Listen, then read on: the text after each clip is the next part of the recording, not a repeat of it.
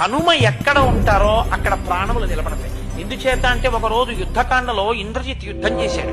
ఆకాశంలో మేఘాల చాటున ఉండి ఎప్పుడు బాణం తీశాడో ఎప్పుడు బాణం వేశాడో తెలియకుండా అందరి శరీరంలోనూ బాణాల ములుకులు విరిగిపోయాయి.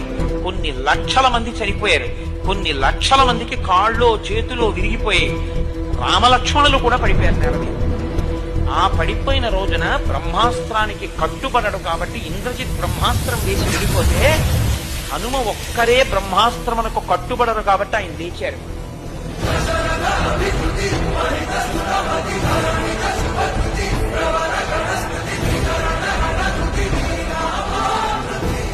విభీషణుడికి తెలుసు కాబట్టి తట్టుకున్నాడు. ఇక మిగిలినటువంటి వీళ్ళిద్దరూ 2 కాగడాలు పట్టుకుని అసలు బతికున్నారా ముఖ్యమైన వీళ్ళు చూద్దామని వెడుతున్నారు.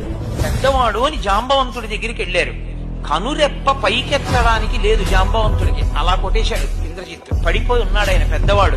కాగడాలు పట్టుకుని వెళ్లి విభీషణుడు అన్నాడు, తాతా కుశలమా అని అడిగాడు. అంటే జాంబవంతుడు అన్నాడు, హనుమ కుశలమా అని అడిగితే విభీషణుడు అన్నాడు, తాత రామలక్ష్మణులు కుశలమా అని అడగవలసింది, నువ్వు అలా అడగలేదు. నువ్వు అలా అడగకుండా హనుమ కుశలమా అని అడుగుతున్నావు. పొరపాటు